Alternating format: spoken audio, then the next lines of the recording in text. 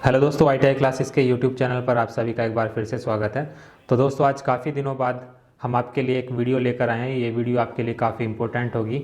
जो विद्यार्थी trade theory welder से ITI कर रहे हैं उनके लिए काफ़ी इंपॉर्टेंट है, क्योंकि इस वीडियो में हम डिस्कस करेंगे वर्ष 2018 में पूछे गए प्रश्न पत्र की, और जिस प्रश्न में यहाँ पर एक्सप्लेनेशन की आवश्यकता होगी उस प्रश्न को हम यहाँ पर डिस्कस करेंगे। अदरवाइज़ आपको इन सब के आंसर हम बताते जाएंगे। तो आइए शुरू करते हैं। पहला प्रश्न है आपका कि सिर से ऊपर वेल्डिंग करने के दौरान वेल्डर के लिए खालिस्तान का उपयोग करना ज़्यादा सुविधाजनक है।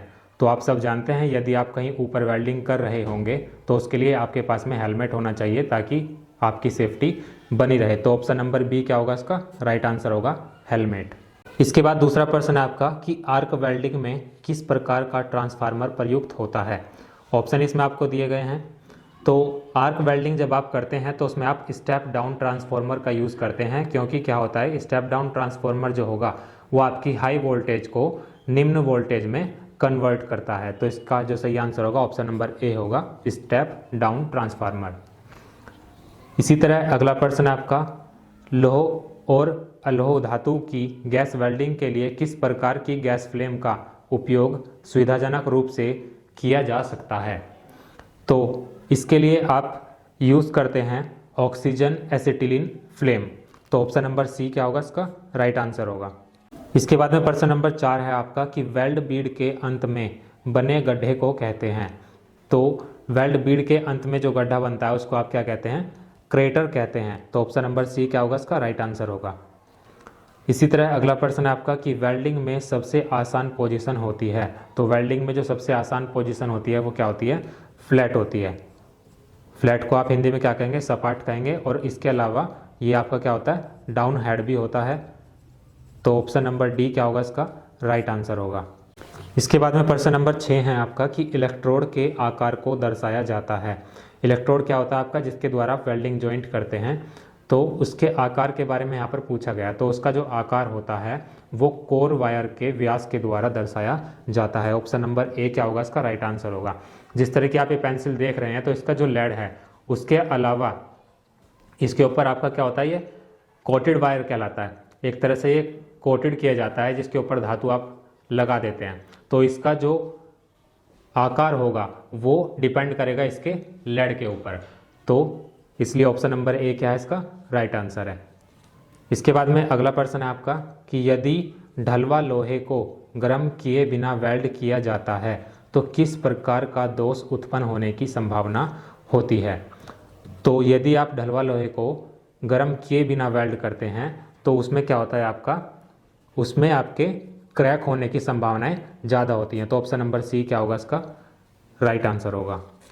इसके बाद में प्रश्न नंबर 8 है आपका कि गैस वेल्डिंग की दायां हस्त वेल्डिंग तकनीक में कार्यखंड पर टॉर्च का कोण होता है।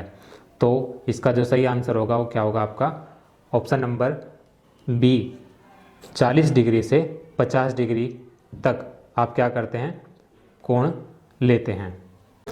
इसके बाद में अगला प्रश्न है आपका कि किस प्रकार का इलेक्ट्रोड नमी को आसानी से ग्रहण कर लेता है। तो आपके जो बेसिक कोटेड इलेक्ट्रोड होते हैं वो नमी को आसानी से ग्रहण कर लेते हैं, और आप इसमें क्या कर सकते हैं, इसके द्वारा आप वेल्डिंग कर सकते हैं। तो ऑप्शन नंबर सी क्या होगा, इसका राइट आंसर होगा। इसके बाद में प्रश्न नंबर 10 है आपका कि कैल्शियम कार्बाइड और खालिस्तान के बीच रासायनिक अभिक्रिया का उत्पाद एसिटिलीन है। तो यदि आप कैल्शियम कार्बाइड की क्रिया पानी से कराते हैं तो उसमें जो आपको मिलता है वो क्या मिलता है, एसिटिलीन मिलता है। तो इसका जो सही आंसर होगा ऑप्शन नंबर बी होगा, पानी। इसी तरह अगला प्रश्न है आपका कि गैस वेल्डिंग में फ्लक्स का चुनाव निम्न में से किस पर निर्भर करता है। तो जब आप गैस वेल्डिंग करते हैं उसमें जो आप फ्लक्स यूज़ करते हैं वो जिस तरह का मटेरियल आप वेल्ड करते हैं तो उसी के ऊपर वो डिपेंड करता है। फ्लक्स आप जो चुनेंगे वो उसी मटेरियल के अकॉर्डिंग चुनते हैं। तो ऑप्शन नंबर ए क्या होगा, इसका राइट आंसर होगा। वेल्डिंग किए जाने वाले मटेरियल के प्रकार पर जो आपका फ्लक्स होगा वो निर्भर करेगा। इसके बाद अगला प्रश्न आपका कि गैस सिलेंडर की पहचान के लिए इन्हें विभिन्न रंगों में रंगते हैं। तो जिस सिलेंडर में ऑक्सीजन की सप्लाई की जाती है उसे आप किस रंग से रंगते हैं। ऑप्शन इसमें आपको दिए गए हैं, लाल, नीले, काले, मैरून। तो इसका जो सही आंसर होगा ऑप्शन नंबर सी होगा, काले। क्योंकि जिस सिलेंडर में आप ऑक्सीजन भरते हैं उस पर काले रंग का जो पेंट होता है वो किया जाता है, ताकि आप पहचान कर सके कि इसमें ऑक्सीजन फिल की गई है। और जो आपका एसिटिलीन होता है, एसिटिलीन जिस भी सिलेंडर में भरी होती है उस सिलेंडर का जो रंग होगा वो कैसा होगा, मैरून होगा। तो ऑप्शन नंबर सी क्या है, इसका राइट आंसर है। इसके बाद में प्रश्न नंबर 13 है आपका कि वेल्ड किए गए जॉइंट से अतिरिक्त स्लैग हटाने के लिए किसका उपयोग होता है। तो जब आप वेल्डिंग कर देते हैं तो जॉइंट पर जो आपका अतिरिक्त स्लैग होता है, मतलब जो एक तरह से मलबा इकट्ठा हो जाता है, वो उसको हटाने के लिए आप चिपिंग हैमर का प्रयोग करते हैं। तो ऑप्शन नंबर सी क्या होगा, इसका राइट आंसर होगा चिपिंग हैमर। इसके बाद में प्रश्न नंबर 14 है आपका कि 1G में पाइप की स्थिति होती है। तो 1G में आपका जो पाइप की स्थिति होगी वो क्या होगी, फ्लैट पोजीशन होगी रोलिंग करते हुए। तो ऑप्शन नंबर ए क्या होगा, इसका राइट आंसर होगा। जब आपकी फ्लैट पोजीशन होगी रोलिंग में तो क्या करते हैं आप, पाइप आपका कुछ इस तरह से होगा और उसको आप रोटेट करते रहेंगे और उसको आगे की तरफ बढ़ाते रहेंगे और आप वेल्डिंग वहाँ पर करते चले जाएंगे। तो इसमें क्या होता है, जो आपका पाइप होगा वो एक ही अक्ष के समान घूमता रहेगा, मतलब उसका एक्सिस जो है वो एक ही रहेगा और उसी पर वो क्या करता रहेगा, रोल करता रहेगा। तो ऑप्शन नंबर ए क्या होगा, इसका राइट आंसर होगा। इसके बाद में प्रश्न नंबर 15 है आपका कि कौन सी फ्यूल गैस उच्च फ्लेम तापमान देती है और गैस वेल्डिंग में सामान्य तौर पर प्रयुक्त होती है। तो एसिटिलीन जो होती है वो उच्च फ्लेम तापमान देती है और गैस वेल्डिंग में उसे ज़्यादातर आप इस्तेमाल करते हैं। तो ऑप्शन नंबर बी क्या होगा, इसका राइट आंसर होगा। यदि इसमें आपको एक ऑप्शन यहाँ पर ऑक्सीजन दे दिया जाता तो वो भी उसका आंसर हो सकता था। तो यहाँ पर अभी क्योंकि एसिटिलीन दिया गया तो एसिटिलीन क्या होगा, इसका राइट आंसर होगा। और इसका जो टेम्परेचर होता है वो कितना होता है आपका 3100 डिग्री सेल्सियस, इसलिए इसको उच्च फ्लेम तापमान वाली जो गैस होती है वो कहा गया है। इसके बाद में प्रश्न नंबर 16 है आपका कि सोल्डरिंग आयरन तांबे का बना होता है क्योंकि ऑप्शन इसमें आपको दिए गए हैं। यह भारी होता है, इसका जो तापीय विस्तार का गुणांक होता है वो हाई होता है, मतलब उच्च होता है, और यह उष्मा का सुचालक होता है, इसे हैंडल करना आसान होता है। तो सोल्डरिंग आयरन तांबे का इसलिए बना होता है क्योंकि यह उष्मा का सुचालक होता है। तो ऑप्शन नंबर सी क्या होगा, इसका राइट आंसर होगा। इसके बाद प्रश्न नंबर 17 है आपका कि 2.5 mm माइल्ड स्टील प्लेट के लिए इलेक्ट्रोड का कौन सा आकार उपयुक्त होता है। तो इसके लिए आप जो इलेक्ट्रोड का आकार लेंगे वो कितना होगा आपका 2.50 mm डायमीटर वाला। तो ऑप्शन नंबर बी क्या है, इसका राइट आंसर है। प्रश्न नंबर 18 है आपका कि ऊष्मा वह ऊर्जा होती है जो अपने खालिस्तान में भिन्नता के कारण वस्तुओं में स्थानांतरित होती है। तो ऊष्मा क्या होता है, उसमें एक इस प्रकार की ऊर्जा होती है जो क्या होती है, टेम्परेचर डिफरेंस के ऊपर डिपेंड करती है। मतलब उच्च तापमान से निम्न तापमान वाली वस्तु की ओर हमेशा ऊष्मा का बहाव होता है। तो इसका जो सही आंसर होगा ऑप्शन नंबर ए होगा, तापमान। इसके बाद में प्रश्न नंबर 19 है आपका कि वह साधारण डिवाइस जो इलेक्ट्रिकल यूनिट को चालू और बंद करती है कहलाती है। तो जिसके द्वारा आप क्या करते हैं, ऑन ऑफ करते हैं, मतलब विद्युत का जो प्रवाह होता है उसको आप चालू करते हैं और बंद करते हैं, वो किसके द्वारा करते हैं, स्विच के द्वारा करते हैं। तो ऑप्शन नंबर सी क्या होगा, इसका राइट आंसर होगा स्विच। इसके बाद में प्रश्न नंबर 20 है आपका कि हमारे वातावरण में कौन सी गैस लगभग 21% है। तो ऑप्शन इसमें आपको दिए गए मीथेन, ऑक्सीजन, नाइट्रोजन और कार्बन डाइऑक्साइड।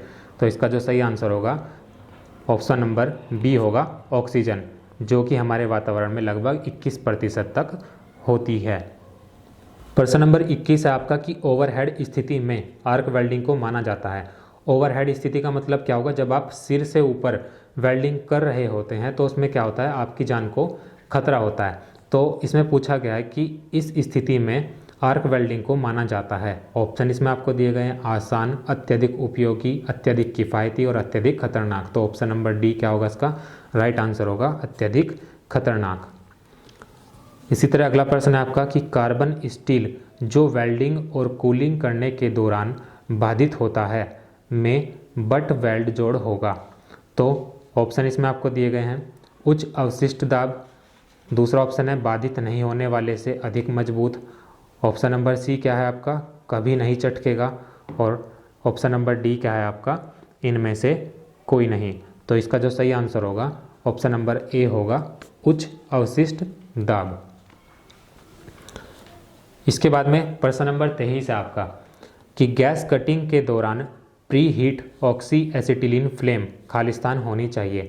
जब आप गैस कटिंग करते हैं तो pre heat oxy acetylene flame आपकी न्यूट्रल होनी चाहिए। न्यूट्रल में क्या होता है आपका कि आपकी जो ऑक्सीजन होती है और एसिटिलीन होती है, इन दोनों का जो रेशियो होता है, इन दोनों का जो अनुपात होता है वो क्या होता है, एक समान होता है। और इसमें जो आपकी ऑक्सीजन होती है, वायु से जो आपकी ऑक्सीजन होती है उसको क्या हो जाता है, एक तरह से एडिशनल एनर्जी मिल जाती है किसी धातु को पूरी तरह से काटने के लिए। तो क्या होता है, गैस कटिंग में जो आपकी फ्लेम होगी वो क्या होगी, न्यूट्रल होगी। ऑप्शन नंबर सी क्या होगा, इसका राइट आंसर होगा। प्रश्न नंबर 24 है आपका कि गैस कटिंग करते समय कारीगर को सुरक्षा हेतु खालिस्तान कपड़े पहनने चाहिए। जब आप गैस कटिंग करते हैं तो इसमें आपको अपनी सेफ्टी के लिए चमड़े के बने हुए वस्त्र पहनने चाहिए। तो ऑप्शन नंबर ए क्या होगा, इसका राइट आंसर होगा। इसके बाद में प्रश्न नंबर 25 है आपका कि एसिटिलीन सिलेंडर को कभी भी लिटाकर चालू नहीं करना चाहिए, क्योंकि ऑप्शन इसमें आपको दिए गए हैं, एसिटिलीन की खपत बढ़ जाएगी। दूसरा ऑप्शन है कार्य की गति को धीमा कर देगा। तीसरा ऑप्शन है वाल्व और रेगुलेटर से एसीटोन निकलने लगेगा, या फिर इससे दुर्घटना होगी। तो इसका जो सही आंसर है ऑप्शन नंबर सी होगा कि इसमें वाल्व और रेगुलेटर से एसीटोन निकलने लगेगा। तो इसलिए हमें सिलेंडर को कभी भी लिटाकर चालू नहीं करना चाहिए। तो दोस्तों आज की वीडियो में सिर्फ इतना ही, और इसी वीडियो को हम कंटिन्यू करेंगे अपनी अगली क्लास में। जो बाकी बचे आपके 25 प्रश्न हो गए उनको हम अगली वीडियो में डिस्कस करेंगे। तब तक के लिए धन्यवाद।